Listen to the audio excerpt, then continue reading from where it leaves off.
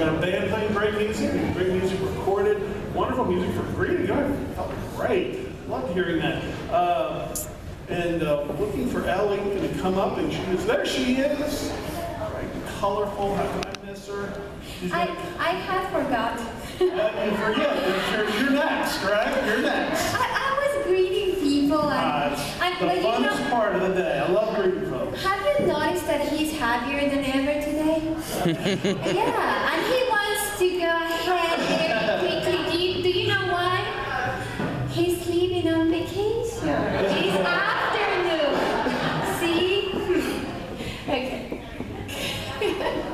So the scripture reading comes from the Gospel of Mark, chapter 5, verses 25 to 32, and the Word of God says, "And a woman was there who had been subject to bleeding for 12 years. She had suffered a great deal under the care of many doctors, and had spent all she had. Yet, instead of getting better, she grew worse. When she heard about Jesus, she came up behind him in the crowd and touched his cloak, because she thought, if I just touch his clothes, I will be healed. Immediately, her bleeding stopped, and she felt in her body that she was freed from her suffering. At once, Jesus realized that power had gone out from him. He turned around in the crowd and asked, 'Who touched my clothes?' 'You see the people crowding against you,' his disciples answered. 'And yet you can ask, who touched me?' But Jesus kept looking around to see who had done it. Then the woman, knowing what had happened to her, came and fell at his feet and, trembling with fear, told him the whole truth. He said to her, 'Daughter, your faith has healed you. Go in peace and be freed from your suffering.'" May God bless the reading of his word. Thank you, Ellie. That wonderfully. The story of a woman, she really wanted healing. And the part of that story that really affects me, or the part that I don't know, is very interesting, is that moment when Jesus says, "Who touched me?" And you can tell that really baffled his disciples, because he was surrounded at that moment, people all around him pushing in on him. He was actually on his way to do another miracle. So he was on his way. Somebody had asked him, come and I need your help. And he was on his way to help that person when this woman touched him. So he had a destination, he had a place to go, he had something to do, but he didn't keep him from stopping. And he stopped there right in the midst of this big crowd, and he said, "Who touched me? Who touched me?" Yeah, the disciples wondered about that, but he was right. Someone had touched him. This woman had come up to him and touched him because she believed that by touching the hem of his garment, she would be healed. A simple touch would make her better, and she was right. She was healed from this encounter with Jesus, this simple touch. Well, the story reflects the ancient belief that there is something miraculous, something beautiful, something transformative and creative in a simple touch. Well, in our lives, it may not be miraculous as much as it is an everyday fact. That the people who touch our lives, the lives that we touch, it makes a difference. There's one minister wrote a great sermon. He said the basis of his sermon was, every time we touch someone, we are affected. Every time someone touches us, we are affected. Jesus said, "Who touched me?" because he knew this fact, that every word, every encounter, every touch makes a difference. How do we see this in our lives? Well, one way we see it is with our ancestors. Every day we ride around and we walk around, we are carrying our ancestors with us. In fact, some people have said it's like we're driving a bus, and they're all with us in this bus. And we know, we hear about this all the time, it's heredity, it's DNA. There's so many things about us that are decided even before we're born. At the moment of conception, all of a sudden there's facts about our appearance, facts about our health, facts about our abilities, and that's all done, and it's all in the books, and for now there's nothing we can do about our heredity. What we're more interested in is the people that come into our lives, our environment, the people who touch us every day. And I want you to take a moment, especially right here as I'm talking, but as we go on today, maybe in the week ahead as well, to think about and consider all the people who have touched your lives and made your life better. Now think about that. Those who have touched your life and made your life better. There are those who have come into your life perhaps, and they have touched your life, they've had an influence on you, and because of them, you are in the job that you are now in. You're in a career that you enjoy, that you get fulfillment out of, that you believe is meaningful. And it's because someone came in and touched your life in a certain way, at a certain time. Someone else came into your life, and maybe because of them, their touch, this is the place where you ended up. This community, the home that you live in, or the school that you go to, or the place, again, that you work. And all of that because somebody came into your life and touched your life at a particular moment. Maybe someone came in and invited you into their circle of friends. And now that circle of friends is your circle of friends. And they make all the difference in your life, and how different life would be without them. And all that's happened because someone's come into your life and touched your life in just a certain time, in a certain way. And two, here at church, maybe someone touched your life, and because of that touch, you are here right now worshiping God. It's one of the first things and the first gifts we give to God is the gift of our thanksgiving, our gratitude. And that's one thing we should be grateful for. And we should remember that we haven't done it all on our own. We haven't gotten to where we are all by ourselves. That there are those who have come into our lives and have touched our lives. And because of that touch, has made all the difference. Unfortunately, there are those also who come into our lives, and it's not joy that they bring. It's not fulfillment that they bring. They bring anger and anguish. They bring regret, and they bring guilt into our lives. Yes, others are out there and they can touch our lives and they can bring good things into our lives, but we have to be on the lookout and on guard as well for those who, it's amazing how many people there are, these folks who want to bring misery, who want to bring anger, who want to bring hatred, who want to pull us down and not lift us up. If we're talking about all the ways that we can be affected for the good, we need to be aware of this too. We can be affected to the bad. We need to keep an eye out for that, because there are a lot of us that have kept people, and I know I have in the past, kept people in my life for way longer than I should have. People that only wanted my destruction. People that only wanted to make me feel bad. People who only wanted to drag me down. Good and bad. Our lives are touched by these folks every day, and we should give thanks for the good, and we should watch out for the bad. But another thing we should do is to recognize that all of those people in this world that we encounter who are angry, who are bitter, who do have and talk about being hateful, all of them have been touched by someone.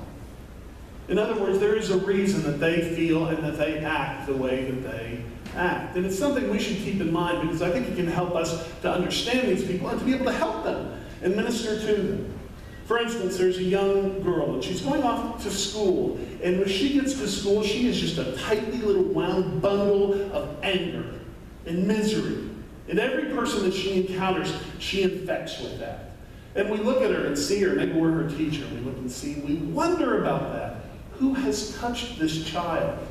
And we think that, well, maybe as she was getting out of the car, heading to school, that maybe there was a little parental insult that was hurled her way right as she was coming to school. And that's why she is down, and that is why she is angry. And we know, especially those that work with children, those of you who work with children, know what an effect you can have on a child like that. Know the difference that you can make with one word of love, helpfulness, and one word of encouragement to a child like that. What a difference it can make. Yes, that little child may have a very good reason for acting the way that she's acting. Think about the person, too, who, the fellow, let's say, who you know, and man, he is always angry about something. And he's always offended. You know, as if somebody's really out to get him and his way of looking at the world, and it's always down, and he's always negative. Well, I think I'm not sure what to do with folks like this that are just always trying to bring anger and negativity and brokenness into the world. But one thing I try to do is to understand that This person wasn't born this way. This person got this way somehow. Someone touched him in some way and made him this way, made him angry, made him upset, and more than that, made him want to share it with the world, to bring this anger out into the world. I guess it doesn't help me to solve that problem. It doesn't help me necessarily to understand what to do for him, but it does give me that understanding, to be able to, especially for me as a minister, to be able to continue to stay in conversation with someone like that and try to pull and lift them up without letting them pull me down. That's a great accomplishment or a great goal to take on for any of us as Christians, to help these folks who feel so negative about things. And then, of course, we think about two. There's a little girl who's a bundle of anger in the Stella who seems angry all the time, and a boy. And then this boy he has given his life over to the very worst of what we as adults see in this world every day. On the internet, in the media, all the very worst, vilest, most terrible things this child has absorbed in his life, and he is living out in his life. And I'll tell you, there's nothing that makes me much more frustrated than the fact that there are those of us, and I think we can say all of us here, who are trying our best to put good things out into this world. Right? We're trying to live honorable lives, to do honorable things, to maybe bring something beautiful and creative into this world. And how frustrating it can be for us to realize that there are those who are fighting against that. They're not interested in bringing beauty into this world. They're interested in bringing ugliness and anger and hatred into this world. And it's frustrating for us to know that as hard as it is for us to create something beautiful, one beautiful thing that we can create, in that time it takes us to create something beautiful, someone else can create 100 ugly things. Because creating something beautiful is hard, and creating something ugly is ridiculously easy. How sad that is, and how sad it is for young people in this world who really want to cling on to the very worst that life has to offer them. But I think it does, as we deal with difficult people, it does help us to remember there is a cause, there is a reason. They have been touched. And another thing I think is always helpful for us to remember, it's what I've alluded to already. We are not only touched by others, we touch them. We make a difference in the lives of other people. And we underrate and undervalue the effect that we can have on those around us. The love that we can bring to them. The distance that we can lift them up. I've been thinking a whole lot about that young man who's now sitting in a prison cell in Charleston, South Carolina, and about that terrible, awful, ugly, cowardly act of hatred and violence that he brought in to a church of all places. And there, after sitting with people in Bible study for an hour, pulling out his handgun and shooting them down. How terrible. And I can't help but wonder, where was God's love in this boy's life? What happened to him? Who touched him and made him the way that he was, to do something so awful, so ugly, so hateful? Well, I know from reading a little bit about him that, oh yes, he did get onto the internet. He did look at some of the ugliest, hateful speeches and words that are out there on the internet. He absorbed them into himself and into his body.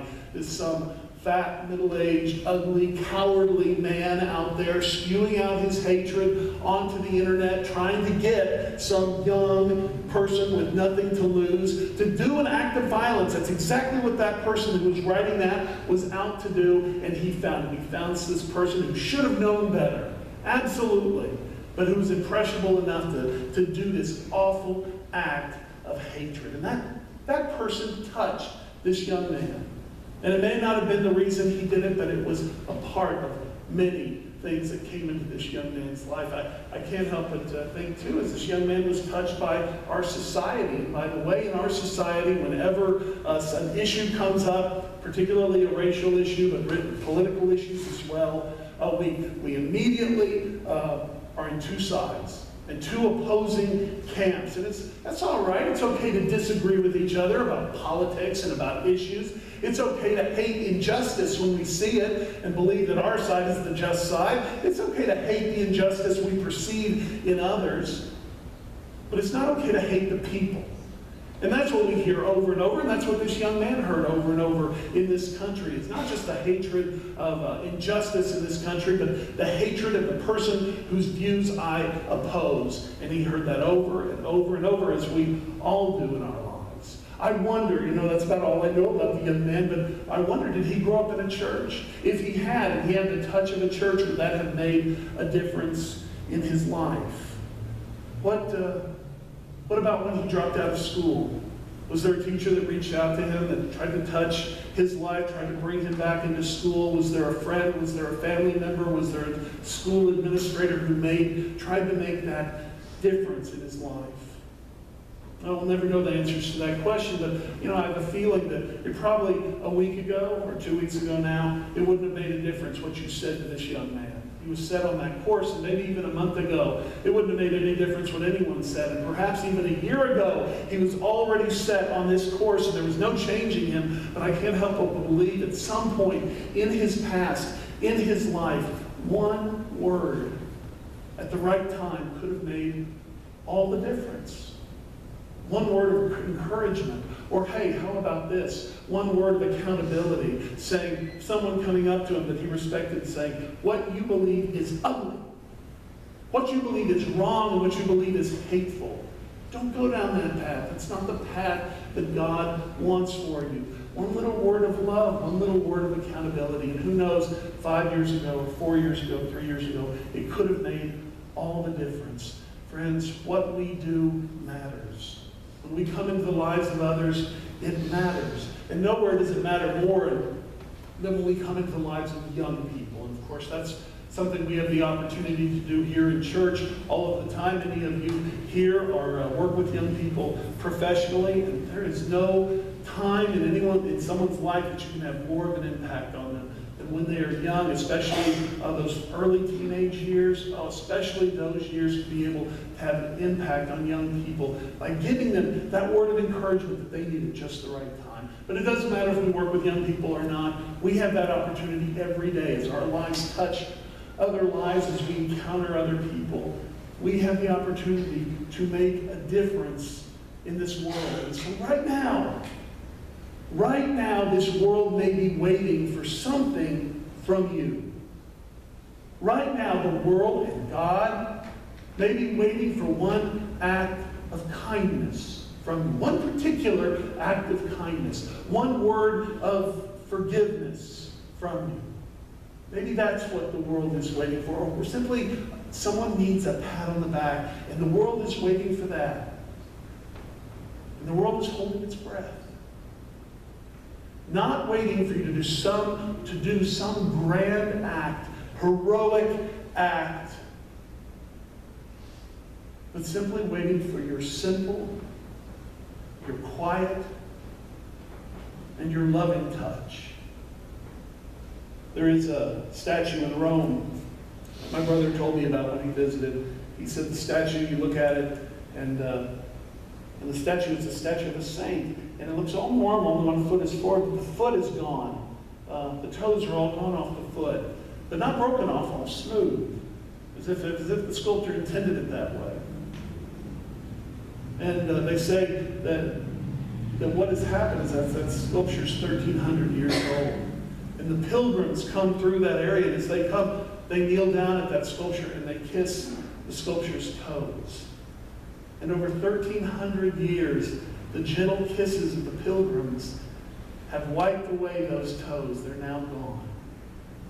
With the gentle kisses of pilgrims can cause stone over time to disappear. Just think of what those little acts of kindness, each day as your life touches the lives of others, those little acts of kindness and love can accomplish. Remember, the world is waiting. And it's not for a great heroic act. It is for your gentle touch. Let us bow in prayer. Loving God, thank you for bringing us people in our lives that have had an impact on us, that have had an effect, that have made our lives better than they would otherwise be.